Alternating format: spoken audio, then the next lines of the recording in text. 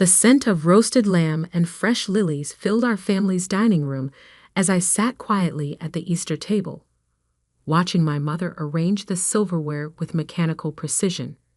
Each fork, knife, and spoon placed exactly 1 inch from the edge, just as she'd done every holiday for the past 30 years. I was Sarah Mitchell, 34, successful investment banker, and according to my family, the disappointment who refused to settle down properly. Sarah, my mother's voice cut through the silence, sharp as the knives she was placing. Your sister Olivia is bringing her new fiancé today. Try not to make things awkward with your lifestyle choices. I nodded, suppressing a sigh. My lifestyle choices meant prioritizing my career over marriage, choosing to live in the city instead of the suburbs, and worst of all, refusing to conform to their idea of what a proper daughter should be. What they didn't know, what they'd never bothered to ask, was that I'd been the one keeping their perfect suburban dream alive for the past 5 years. Every month, I quietly paid half their mortgage as a guarantor, covered their property taxes, and even funded the renovations they bragged about to their country club friends. Dad walked in, already wearing his disapproving frown. The Hendersons next door just got back from their family vacation. All 3 generations. Their daughter Jessica has 4 kids now. 4. He looked at me pointedly. And here you are, still playing with numbers in that city office of yours. I took a slow sip of water, letting the familiar sting wash over me. The doorbell rang, and suddenly the atmosphere shifted. Olivia had arrived. My younger sister breezed in like a spring commercial come to life. Perfect blonde hair, designer dress, and on her arm, James, the investment banker fiancé who apparently made her life complete. Behind them, our brother Michael, his wife Emma, and their 2 children completed the picture-perfect family portrait. Sarah, Olivia's voice dripped with fake sweetness. Still wearing pantsuits to family gatherings? Some things never change. The next hour passed in a blur of backhanded compliments and pointed remarks. How brave I was to focus on my career. How independent I must feel in my little apartment, which was actually a penthouse I owned outright. How they hoped I'd find someone special before it's too late. Then came the moment that would change everything. We have an announcement. Olivia beamed, clutching James's hand. We're buying the old Victorian on Maple Street. Mom, Dad, we'll be right in the neighborhood. My father's face lit up. The Hendersons' old place. That's wonderful. But isn't it a bit pricey for a starter home? James cleared his throat.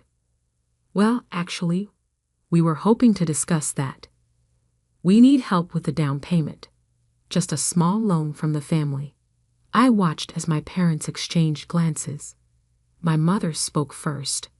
Of course we'll help. Family takes care of family. We can remortgage the house. No. The word left my mouth before I could stop it. Everyone turned to stare at me. Excuse me. My father's voice had that dangerous edge I remembered from childhood.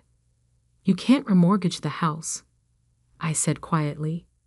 You're already leveraged to the maximum. The only reason you qualified for the current rate was because I'm your guarantor. The silence that followed was deafening. Then my father's face turned that particular shade of purple I'd learned to fear as a child. You, he sputtered. What do you mean? You're our guarantor?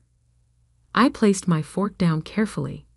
5 years ago, when the housing market crashed, and you were about to lose the house, I stepped in. I've been guaranteeing your mortgage and helping with payments ever since. That's impossible, my mother whispered. The bank manager, Tom, he said it was all sorted out. Yes, I replied. Because I sorted it out. I make 6 times what Dad makes in a year. My credit rating and income are what kept this house in the family. The room erupted. Olivia was screaming about her dream home being ruined. Michael was demanding to know why nobody told him. My father's face had gone from purple to white. You had no right, he hissed. No right to interfere in our financial affairs. Who do you think you are? I stood up slowly. I'm your daughter, the one who's been saving this family from bankruptcy while you all mocked her choices. Bankruptcy? My mother's voice rose hysterically. We are not some charity case. We don't need your money. Fine. I reached for my phone. Then you won't mind if I withdraw my guarantee. I'm sure you can manage the payments on your own. Don't you dare. My father slammed his fist on the table, making the crystal glasses jump. You ungrateful manipulative. You think because you have money, you can control us? No, Dad. I never wanted control. I just wanted your respect. Respect? He laughed bitterly. You want respect? You're dead to us. Dead. He stormed to the mantel, grabbed the family photo from last Christmas, and yanked it from its frame. With theatrical fury, he tore it in half and threw it in the trash. Get out, he roared, and don't ever come back. I stood up calmly, grabbed my bag, and walked to the door. Behind me, I could hear Olivia sobbing about her ruined future, Michael trying to calm everyone down, and my mother's theatrical wailing. As I reached my car, I pulled out my phone and dialed a number I knew by heart. Hello, this is Sarah Mitchell. I need to speak to someone about removing myself as guarantor from the Mitchell family mortgage. The first text came before I even reached my apartment. Sarah, please. Let's talk about this. Mom. Then another. You can't do this to your family. Dad. By midnight, my phone was buzzing constantly. Texts, calls, voicemails, all begging me to reconsider. But as I sat in my quiet penthouse, watching the city lights twinkle below, I felt something I hadn't felt in years. Peace. Because sometimes, being dead to your family is better than being alive and invisible. By Monday morning, my phone had 78 missed calls, 156 text messages, and 23 voicemails. I scrolled through them as I sipped my morning coffee in my office on the 47th floor of Manhattan's financial district. Sarah, please, the bank called. We need to talk. Mom, you're destroying this family. Dad, how could you be so selfish? My house deposit.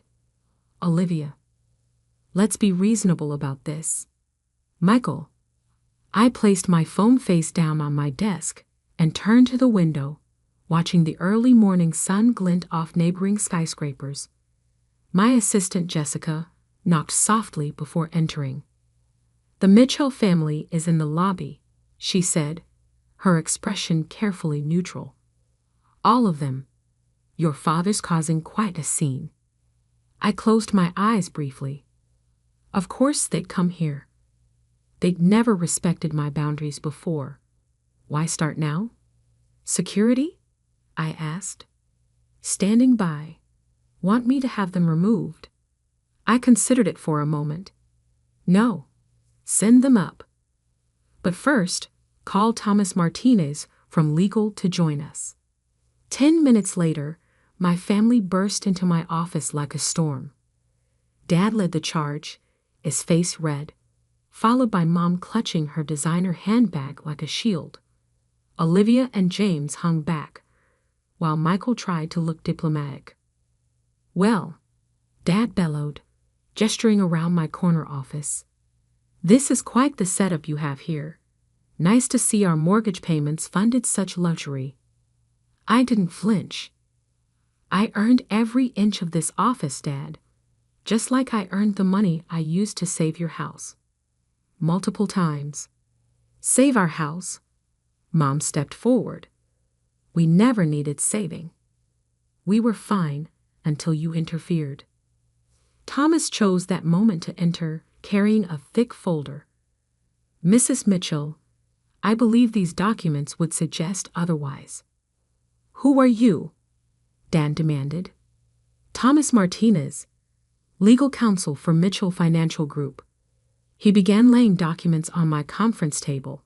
I have here the complete financial history of your property for the past 5 years, including 3 foreclosure notices, 2 loan defaults, and the subsequent interventions by Sarah that prevented you from losing your home.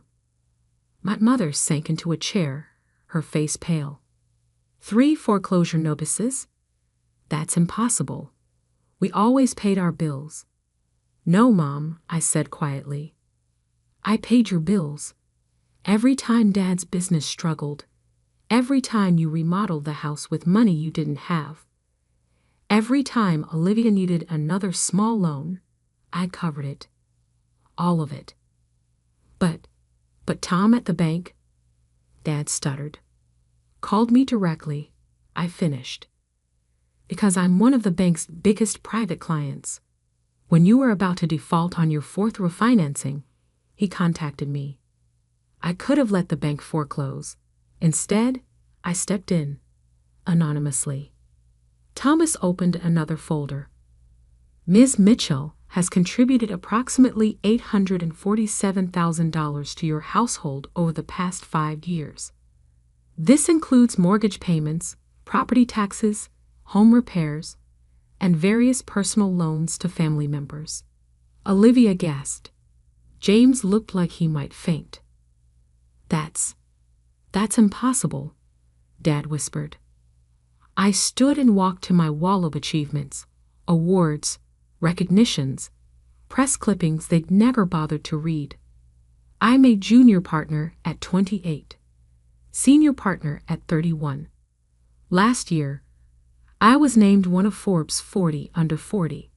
My annual bonus alone is more than you've made in the past decade, Dad.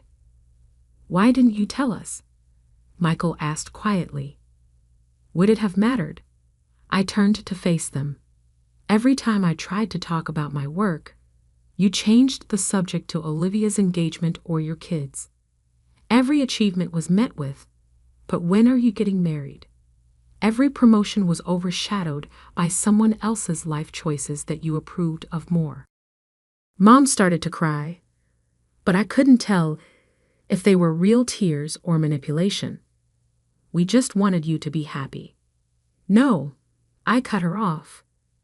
You wanted me to be like you, to live in the suburbs, marry young, have kids, to need you. But I chose differently. I chose to be independent, strong, successful, and you punished me for it at every turn. So this is revenge. Dad's voice rose again. Pulling the rug out from under us because we hurt your feelings? No, Dad. This is boundaries. You declared me dead to you.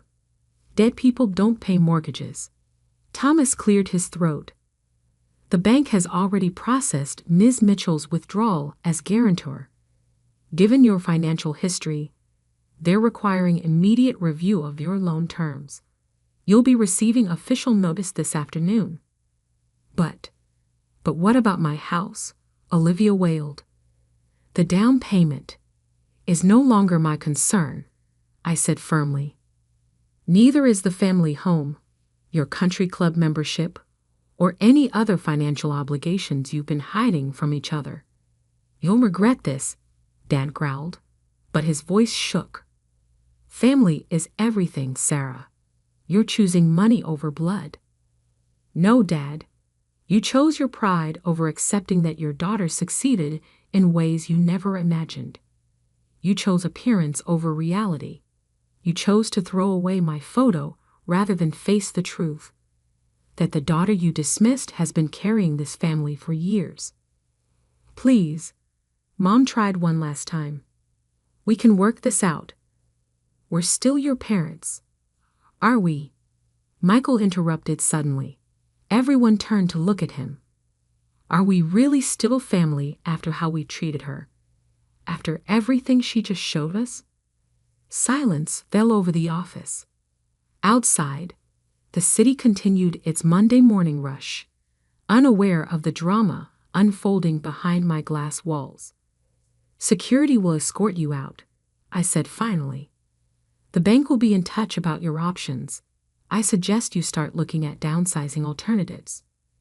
You can't do this. Dad made one last attempt, but his voice had lost its authority.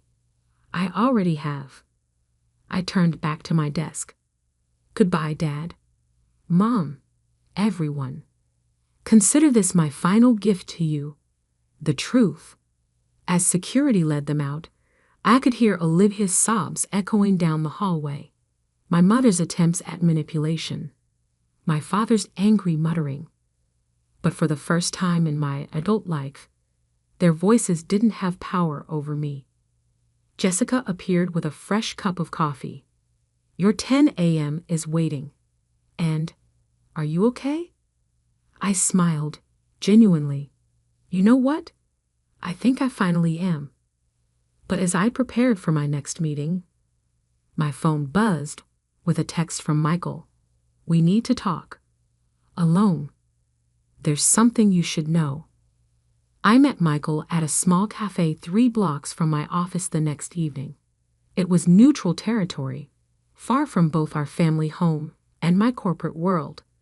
He was already waiting when I arrived, looking older than his 36 years, turning a coffee cup between his hands. You look well, he said as I sat down. Success suits you. What did you want to tell me, Michael? He sighed, reaching into his briefcase. I found these while cleaning out Dad's home office last night. They were hidden in a false bottom drawer. He slid a stack of old envelopes across the table. My breath caught. I recognized my own handwriting immediately. Letters I'd sent home during my first years in finance. Letters that Mom and Dad had claimed never arrived. There's more, Michael continued, his voice heavy. Dad's been lying about the business for years. It's not just struggling, it's completely underwater. He's been running a shell game, taking loans from one bank to pay another. Your guarantee on the house was the only thing keeping the whole house of cards from collapsing. I opened one of the old letters with trembling hands. Inside was a check I'd sent home 8 years ago, never cashed, and a note describing my first major bonus. I'd been so proud, so eager to share my success with them. Why are you showing me this now? Michael ran a hand through his graying hair. Because I was wrong too. We all were. We watched them tear you down year after year. And we said nothing.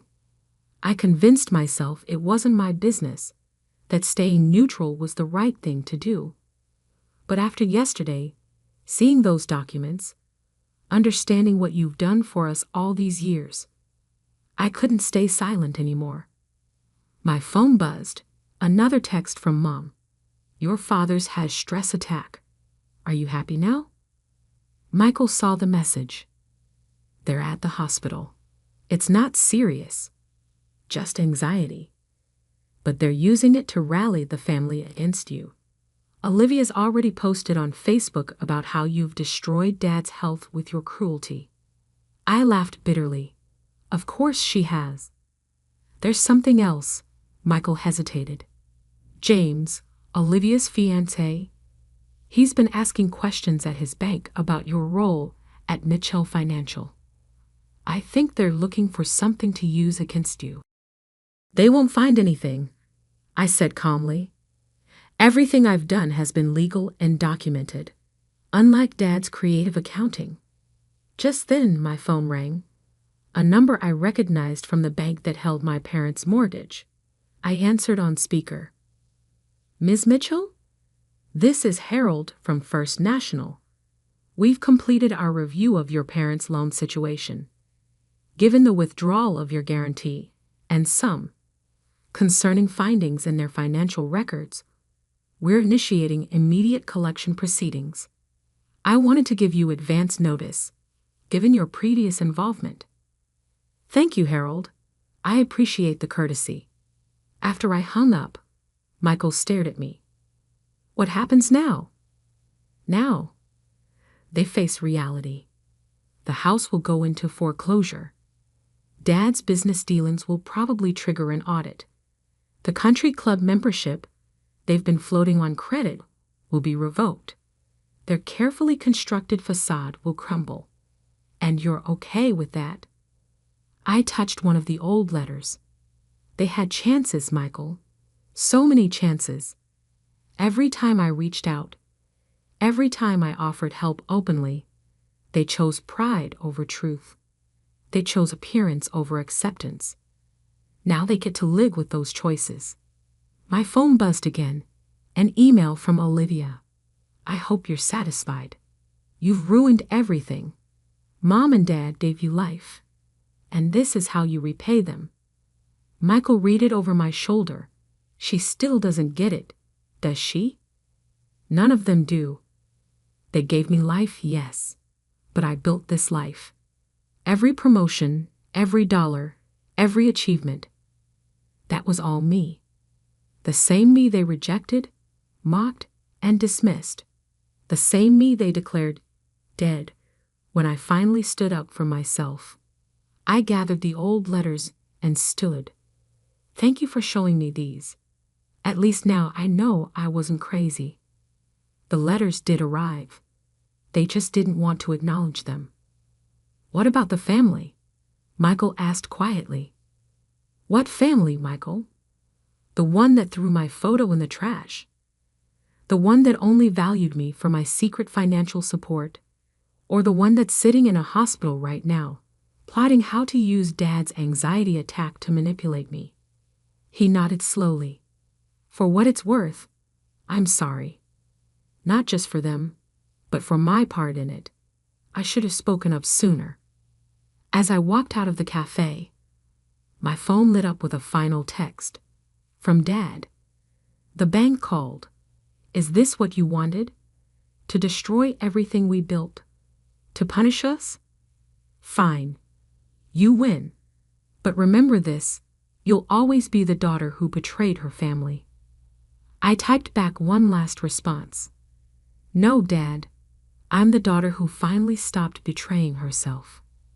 3 months later, I stood in my office, watching the movers pack up the last of my parents' belongings from their foreclosed home. The bank had sold it at auction, ironically, to a young female executive who reminded me of myself 10 years ago.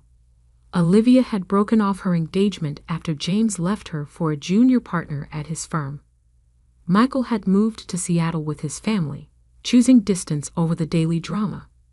Mom and Dad had downsized to a small rental, their social standing in shambles. Their financial house of cards finally collapsed. And me. I just closed the biggest deal of my career.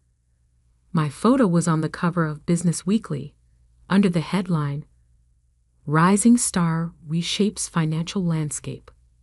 The article mentioned nothing about family trauma or personal costs. It focused solely on my professional achievements, exactly as it should. My assistant knocked gently. Your next appointment is here. And there's a letter from your parents' address. I took the envelope but didn't open it. Instead, I placed it in my desk drawer, right next to the torn photo from Easter dinner. Some letters don't need to be read. Some photos don't need to be repaired. Some endings are really beginnings in disguise. Because sometimes, being dead to your family is the only way to finally start living for yourself. The scent of roasted lamb and fresh lilies filled our family's dining room as I sat quietly at the Easter table, watching my mother arrange the silverware with mechanical precision. Each fork, knife, and spoon placed exactly 1 inch from the edge, just as she'd done every holiday for the past 30 years. I was Sarah Mitchell, 34, successful investment banker, and according to my family, the disappointment who refused to settle down properly. Sarah. My mother's voice cut through the silence, sharp as the knives she was placing.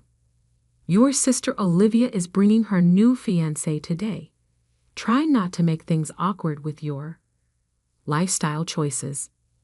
I nodded, suppressing a sigh.